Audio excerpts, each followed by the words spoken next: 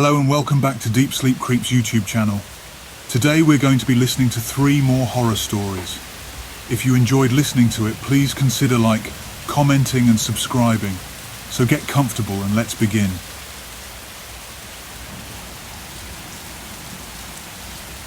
It was a bitterly cold winter evening, and I found myself alone in my family's remote cabin nestled deep within a dense forest.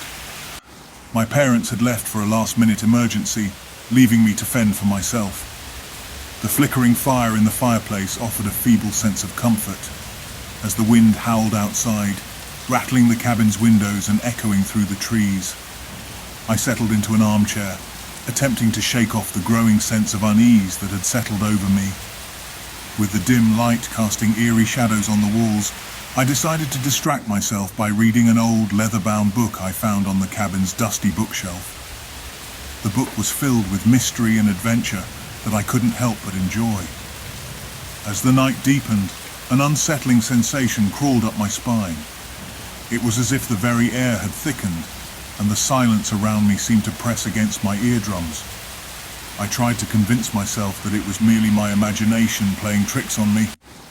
The feeling persisted, however, intensified with each passing moment. A soft creak echoed through the cabin, and my heart skipped a beat.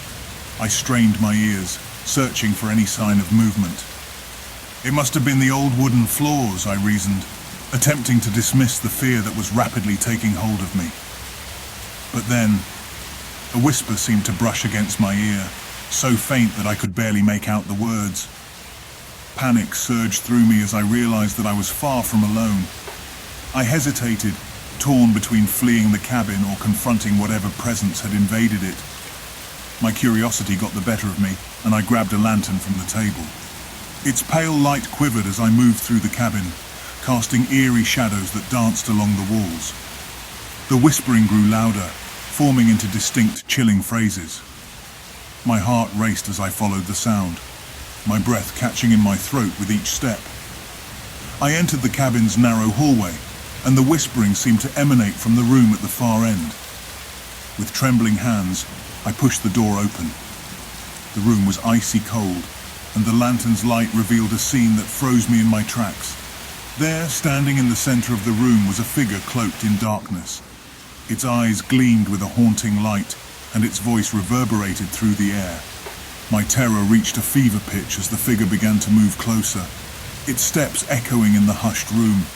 I stumbled back, my lantern falling to the ground and extinguishing the fragile light. Darkness enveloped me, and the whispering grew louder, filling my ears and drowning out all rational thought. I fled blindly, my heart pounding in my chest as I tore through the cabin and out into the biting cold night. The forest seemed to close in around me, and I sprinted through the underbrush, driven by the heat of pure fear and adrenaline rush. Eventually I stumbled upon a road, and a passing car stopped to offer help. I looked back at the cabin, my heart still racing, as I realized that I had narrowly escaped something beyond my understanding. The experience had forever changed me, leaving me with a haunting memory of that night when I was truly home alone, but far from safe.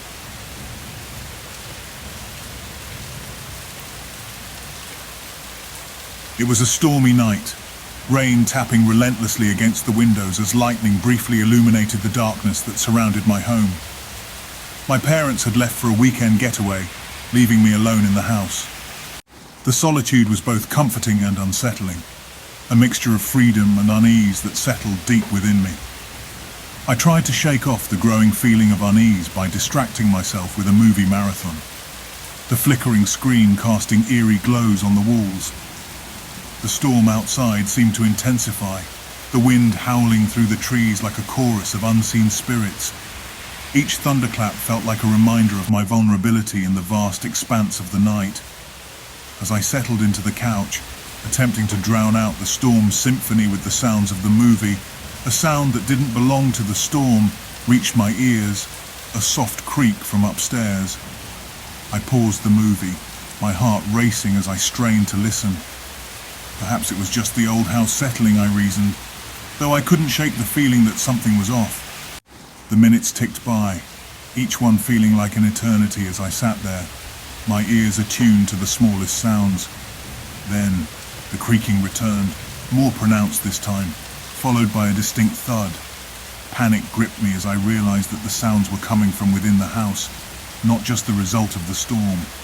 Fear and adrenaline surged through my veins as I grabbed my phone, ready to dial the police if needed. I crept toward the stairs, my footsteps barely making a sound on the carpet. Every fiber of my being screamed at me to flee, but a mix of curiosity and determination kept me moving forward. Each step felt like an eternity, the darkness of the hallway upstairs seeming to swallow me whole. I clutched my phone tightly, using its flashlight to navigate through the inky blackness. The storm outside cast fleeting shadows that danced across the walls, creating an unsettling symphony of movement. A low, guttural sound echoed through the hallway, freezing me in my tracks. My breath caught in my throat as I strained to listen, my heart pounding so loudly that it seemed to drown out the storm. And then I heard it. Footsteps, slow and deliberate, as if someone were intentionally making their presence known. Terror rooted me to the spot as the footsteps drew closer, each one sending shockwaves through my body. My mind raced, trying to make sense of the situation. Was it an intruder? A trick of my imagination fueled by fear? I had to know. Summoning all my courage, I continued down the hallway, the flashlight beam shaking in my trembling hand. As I rounded the corner, the light fell upon a figure, hunched over and facing away from me. A chill ran down my spine as I realized that there was indeed an intruder in my home. My voice trembled as I shouted, "Who's there?" The figure slowly turned, revealing a face obscured by shadows. For a heartbeat, the world seemed to stand still, and then the intruder lunged toward me with a chilling, guttural growl. Instinct took over, and I turned and fled, racing down the stairs with the intruder's heavy footsteps close behind. Adrenaline fueled my escape as I burst through the front door and into the stormy night. The police arrived shortly after, but the intruder had vanished into the night, leaving behind muddy footsteps up the stairs and throughout the top floor.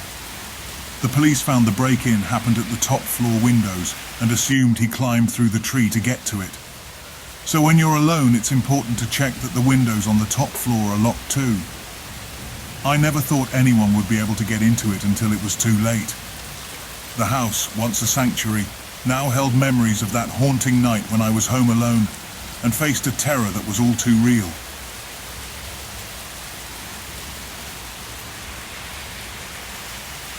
My wife and I had just moved into a charming old house on the outskirts of town after being newlyweds. The place had character, with creaking floorboards and antique furniture that told stories of generations past.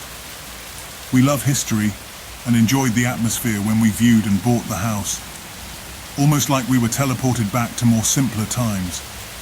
Yet as the days turned into nights, we started to notice strange noises that disrupted the otherwise peaceful atmosphere.